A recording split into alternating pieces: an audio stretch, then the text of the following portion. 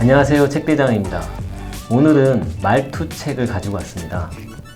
그냥 말투는 아니고요, 회사에서 일할 때 팀장이 사용하는 말투입니다. 네, 팀장의 말투.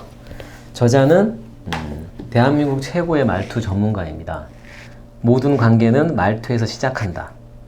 자녀가 상처받지 않는 부모의 말투, 이런 책을 통해서 100만 독자에게 검증을 받은 저자이죠. 이번 신간 팀장의 말투에는 어떤 내용을 담았을까요? 한번 소개해 보도록 하겠습니다. 먼저 부제가 시선을 끕니다. 일이 힘든 건 참아도 팀장의 말투는 못 참는다. 이거를 표지에 그림으로 표현했는데요. 한번 보시죠. 예. 직원들은 일이 힘든 건 참아도 팀장이 말을 함부로 하는 건 못 참는다. 이런 걸 담은 것 같아요. 저는 이 그림을 보고 처음에 빵 터졌습니다. 저는 회사 생활에서 가장 중요한 게 말투라고 생각합니다. 능력이 가장 중요할 거라고 생각할 텐데요. 능력, 물론 중요합니다. 그런데 회사에 입사를 했다면 최소한의 기준은 통과했을 겁니다. 서류 심사도 하고 인터뷰라는 허들도 거치잖아요. 그래서 능력이 어마무지하게 특출난 사람이 어쩌다 한 명 있듯이 능력이 어마무지하게 부족한 사람도 어쩌다 한 명 있습니다. 그래서 한 회사에 근무하는 사람의 능력은 서로 비슷하다고 저는 생각을 합니다. 제가 올해로 사장 생활 14년 차입니다. 이런저런 직원 많이 겪어보지 않았겠습니까? 요건 제가 확실하게 말씀드릴 수 있는데요. 능력이 좀 부족해도 말투가 좋으면 회사는 절대 싫어하지 않습니다. 사장한테 아부를 한다는 뜻이 아닙니다. 왜 그런지는 뒤에서 제가 말씀을 드리도록 하겠습니다. 김범준 저자는 팀장에게 가장 중요한 건 말투라고 말합니다. 팀장이 직장 생활에서 갖춰야 할 가장 강력하고 고급스러운 기술이라는 거죠. 그 이유는 이렇습니다. 팀장의 손에는 회사가 건네준 게 있습니다. 성과이죠. 이건 피할 수 없습니다. 팀장의 시작이자 끝이니까요. 팀장은 이걸 달성하기 위해서 팀의 목표를 팀원과 공유하고 직원 성향에 맞게 일을 배분해서 맡기고 스스로 열심히 할 수 있도록 동기도 부여하고 또 일이 막히면 풀어주고 회사에 지원도 요청해야 하고요. 정말 할 일이 많죠. 이런 걸 해내려면 소위 능력이라는 게 필요하죠. 팀장이 아무리 능력이 뛰어나도 혼자선 절대 할 수가 없거든요. 팀원과 같이 해야 됩니다. 근데 문제는 팀장도 칼퇴를 하고 싶다는 겁니다. 주 52시간제잖아요. 팀장과 남아서 일하면 그렇잖아요. 그죠? 회사가 특별히 더 주는 것도 아닐 테고요. 그래서 팀장에게 리더십이 필요합니다. 요건 제가 지난번에 소개해드린 팀장 리더십 수업을 통해서 말씀을 드렸습니다. 요거는 참고를 해주시고요. 이렇게 팀장이 회사에서 요구하는 성과를 달성하기 위해서 갖춰야 할 여러 역량이 있는데 이에 먼저 앞서서 필요한 게 말투입니다. 그래서 중요하다고 하는 겁니다. 말투에 따라서 결과가 완전히 다른 방향으로 가거든요. 왜냐하면 말투가 잘못되면 듣는 사람이 감정이 상합니다. 감정이 상하면 끝이죠. 옛말에 평양감사도 제 싫으면 고만이라는 말이 있습니다. 평양감사, 요즘으로 치면 LH공사 사장쯤 되지 않을까요? 내가 원하는 아파트를 마음대로 분양받을 수 있는 그런 자리라 해도 감정이 상하면 안 하는 겁니다.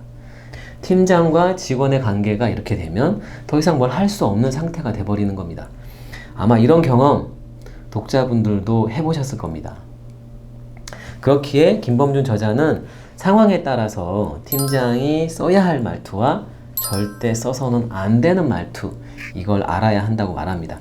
특히 화를 내거나 직원이 사고를 쳤을 때 어떤 말과 말투로 하느냐에 따라 상황이 180도 달라집니다.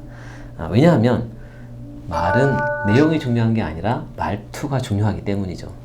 물론 직원 때문에 팀장이 화가 날 이유는 수없이 많습니다. 그러나 화를 표현하는 순간 더 이상의 대화는 없죠. 따라서 화를 표현하는 내용과 방법, 즉 말투를 바꿔야 합니다. 이런 말이 있습니다. 직장 생활에서 일이 힘든 건 참아도 사람이 힘든 건 못 참는다. 여기서 사람은 대부분 팀장, 상사이죠. 그리고 힘든 건 대부분 말투입니다. 직원은 이렇게 일이 힘든 건 참아도 팀장의 말투는 못 참습니다. 감정이 상하기 때문이죠. 그렇기 때문에 팀장 혼자서 모든 걸 다 할 수 없다면 어떤 말투를 사용해야 하는지 알아야 합니다. 팀장도 칼퇴하고 싶거든요. 회사에선 당연히 말을 해야 합니다.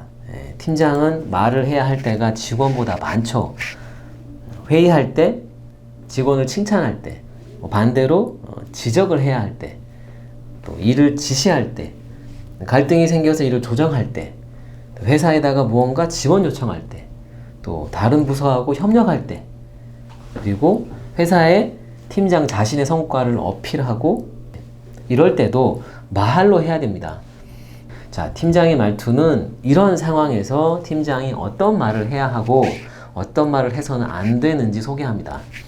대한민국 최고 말투 전문가답게 회사에서 일어나는 거의 모든 상황별 말투를 소개하고 있습니다. 저는 이 중에 한 가지를 소개합니다. 지적할 때 쓰지 말아야 할 말투하고 써야 할 말투, 이겁니다. 왜 이걸 골랐냐 하면요, 칭찬할 때는 좀 쉽거든요. 지적은 근데 잘해도 본전이기 때문에 세련된 스킬이 필요합니다. 상황이 이렇습니다. 자, 팀장, 자료를 이렇게밖에 정리하지 못했다니 실망했습니다.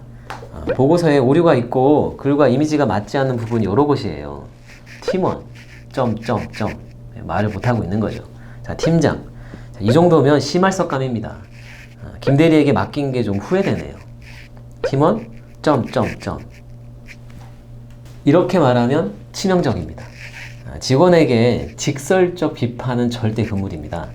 왜냐하면 말이죠, 우선 팀장이 직원한테 지적을 해서 얻고자 하는 게 뭘까를 생각해보죠. 팀장은 팀원이 성장하기를 바랍니다. 그래서 잘못된 행동이나 잘못된 선택을 했을 때 이걸 지적해서 개선하길 바라죠. 이런 관점에서 보면 팀장의 지적은 직원에게 뭔가를 가르쳐 주는 겁니다. 코칭을 하는 거잖아요. 처음부터 잘하는 사람은 없거든요. 분명히 팀장도 신입 때는 엄청 실수하고 여기저기 막 똥 싸놓고 그랬을 겁니다. 그죠? 팀장은 직원이 잘할 수 있도록 코칭을 하는 건데요. 아까처럼 말하면 마치 학교 다닐 때 우리가 무서운 선생님이 표정 막 쓰고 윽박 지르는 거와 같죠. 훌륭한 선생님은 부드럽게 말합니다. 그러면서 학생 스스로 개선할 수 있게 이끌죠. 헌데 직원은 성인이잖아요. 감정 상하지 않게 말해도 다 알아듣습니다. 상대방을 직접적으로 혼내거나 간접적으로 비아냥거리거나 놀리거나 이렇게 하는 건 감정을 상하게 하는 겁니다. 몇 번 말씀드렸습니다. 감정 상하면 돌리기가 힘듭니다. 능력이 있어도 감정이 생기면 제대로 발휘하지 않을 확률이 높습니다. 아마 겉으로는 네네 하면서 다른 회사를 알아보고 있을 겁니다. 직원 잘 되라는 의미로 말하는 것이어도 말투의 형식이 무례하면 애초의 목적은 결코 달성되지 않습니다. 지적질, 꼰대질 소리 듣게 되는 거죠. 그래서 칭찬할 때보다 지적할 때가 10배쯤 중요하다고 말합니다. 말은 내용이 아니라 말투가 중요하기 때문이죠. 물론 팀장은 지적을 안 할 수 없습니다. 팀원의 말과 행동에 부족함이 드러나는 상황은 분명 존재하죠. 다만 이걸 어떻게 지적, 코치하느냐에 따라 방향이 완전히 달라지는 겁니다. 이게 말투에 달린 겁니다. 이렇게 얘기하면 좋습니다. 아까 같은 상황에서는요. 이번 보고서 전체적으로 좋아요. 수고했어요. 다만 몇 군데 오류가 보이네요. 제 생각에는 이거는 경험이 좀 부족해서 그런 것 같아요. 더블 체크를 하면 어떨까요? 요거는 회사의 정 과장이 경험이 좀 많으니까 정 과장한테 더블 체크를 받아보도록 하죠. 정 과장님을 부르는 겁니다. 정 과장님, 앞으로 김 대리 작성한 보고서 검수 좀 맡아주셔야겠습니다. 다른 일도 많겠지만 좀 부탁드릴게요. 그리고 김 대리한테 다시 말합니다. 김 대리는 앞으로 보고서 작성하면 정 과장님께 먼저 제출하고 피드백 받도록 하세요.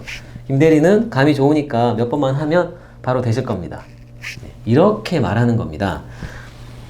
이렇게 얘기하면 김 대리 입장에서는 일단 자기 때문에 정 과장에게 일이 더 가게 만들었으므로 미안해질 겁니다. 그리고 실수하지 않으려고 더 노력하겠죠. 또 팀장 입장에서는 같은 실수를 반복하지 않는 예방구조도 만들었습니다. 이렇게 조금만 내용을 바꿔서 말하면 원하는 목적을 달성할 수 있습니다. 이렇게 생각을 해서 말하는 게 좀 어려워 보이나요?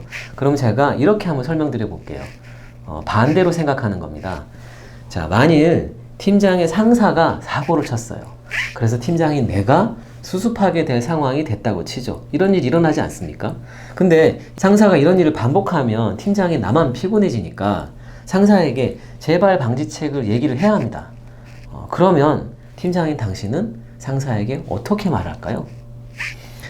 아마도 생각나는 대로 말하진 않을 겁니다. 상사의 감정이 상하지 않게 내 뜻을 전달하기 위해서 생각을 하고 말투도 조심스럽게 말을 하겠죠. 너무 딱딱하지 않게 혹은 웃으면서 이렇게 얘기하지 않을까요? 헌데 팀장이 사고를 치면 팀장은 직원한테 생각나는 대로 말합니다. 생각을 하지 않고요. 그렇습니다. 자, 회사에서 일을 한다는 건 온통 말을 한다는 겁니다. 팀장이 성과를 거두기 위해서, 그리고 같이 근무하는 직원의 성장을 위해서, 혹은 팀장 본인의 성과를 어필하고 자신의 성장을 위해서. 자, 이런 상황에서 어떤 말투가 좋을지, 어떤 말투는 안 되는지 알 필요가 있습니다. 저는 이렇게 생각합니다. 좋은 거는 몰라도 될 수 있습니다. 그러나 어떤 말투를 쓰면 안 되는지는 꼭 알아두었으면 합니다. 책에는 이 외에도 일잘러 팀원으로 성장시키는 말투, 팀원이 사고 쳤을 때 해서는 안 되는 말, 일 잘하는 팀장이 사용하는 말투, 이같이 회사에서 일어나는 거의 모든 상황에 따른 말투가 예시로 소개되어 있습니다. 저는 아까 소개해드린 내용 말고도 회의할 때 절대 사용하지 않는 말, 이 파트가 크게 도움이 되었습니다. 왜냐하면 제가 좀 성향이 아는 걸 말해주고 싶어하는 좀 나대는 경향이 있거든요. 근데 이 파트에 그거를 좀 잡아주는 말이 있더라고요. 도움이 되었습니다. 독자 여러분도 분명히 도움이 되는 상황이 있을 겁니다. 팀장이라면 존경까지는 아니어도 나쁜 평가는 받고 싶지 않을 겁니다. 그리고 회사가 준 성과도 달성하고 싶겠죠. 그러기 위해서는 팀장이 가져야 할 모든 능력 중에 우선 가장 먼저 갖춰야 할 스킬, 말투입니다. 팀장의 말투 김범준 저자는 말합니다. 팀원이 바뀌길 기다리지 말라고. 팀장의 상사가 바뀌길 기다리지 말라고. 그런 일 안 일어납니다. 수많은 자기계발서가 말하는 것처럼 내가 바뀌어야 남이 바뀝니다. 그러니 내 말투부터 바꿔보자. 이렇게 말합니다. 매일 하는 말입니다. 상황별로 몇 가지만 기억하면 됩니다. 돈이 드는 것도 아니지 않습니까? 안 할 이유도 없습니다. 말은 내용이 중요한 게 아닙니다. 말투가 중요합니다. 팀장의 말투였습니다.